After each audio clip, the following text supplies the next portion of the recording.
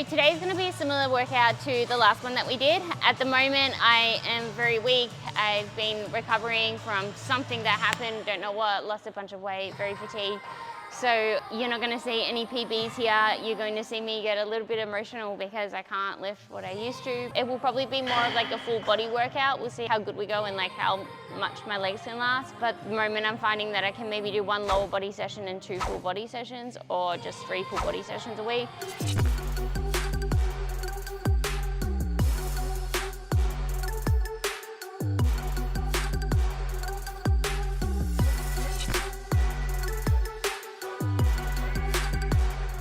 Looks like Thor.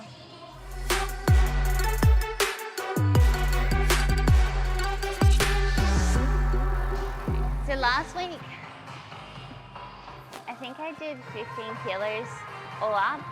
I'm not really like calculating it because like I said, it makes me upset. I'm gonna try and get 20 kilos today. But if I don't, it's okay.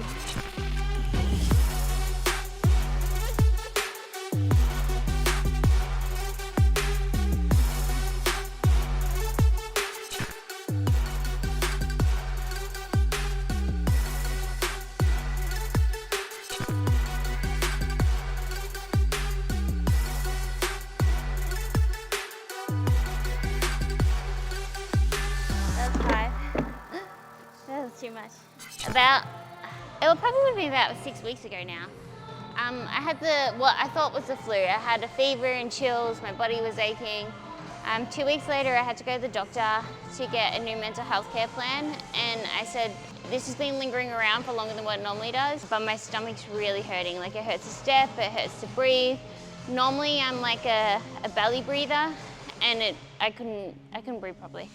So she thought it was reflux, but we did some tests. No signs of a bacterial viral infection came back, but I had very, very elevated liver enzymes. My C-reactive protein was very, very high. My ferritin was very, very high. So I went into the emergency department and then got admitted to hospital. Pretty much fasted like the whole time I was there. They did a bunch of ultrasounds, but nothing came up apart from a little bit of inflammation. So they really have no idea what happened. When I got home, I spent about like 20 hours a day sleeping, so I didn't eat very much. And then on top of the fasting, I ended up dropping a lot of weight, and now I'm trying to get that weight back and get some strength back, but very, very weak at the moment and very, very exhausted by the tiniest things.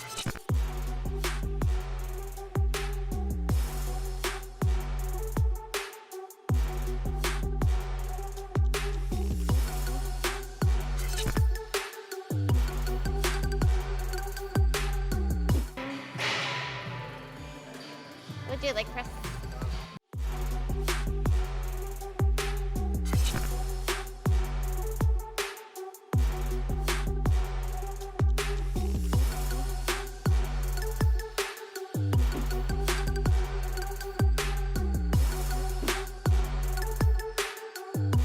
I might try to add an extra 10.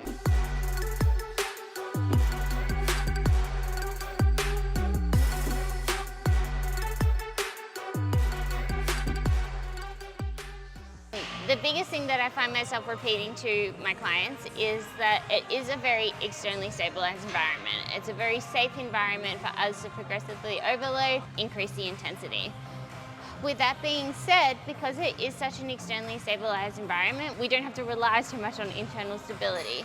So you really want to try and get as much range of motion at that hip as possible. So usually what I tell people, you can't really do it on this one, which is why you see me grabbing onto the handles, but pull yourself into that seat, because you'll find that as you increase that range of motion at the hip, your hips kind of like want to lift up a little bit.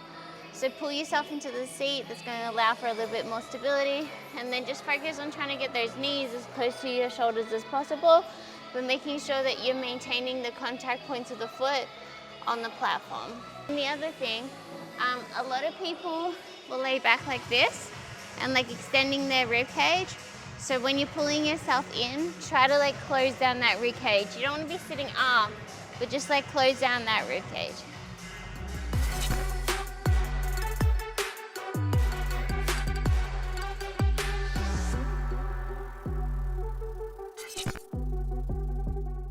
Glute drive.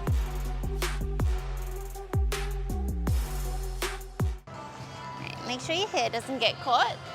Tip number 1. Let's do this.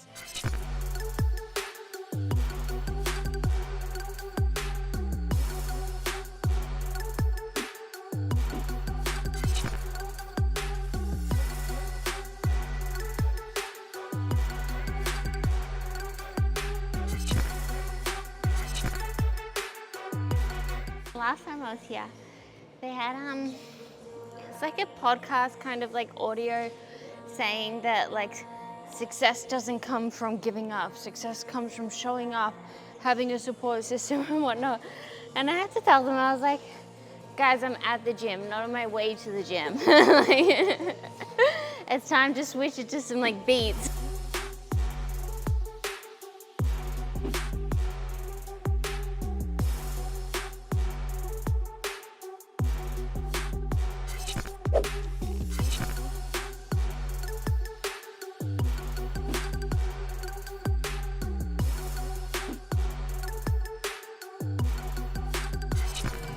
I don't have anything to say for the outro. That's my outro.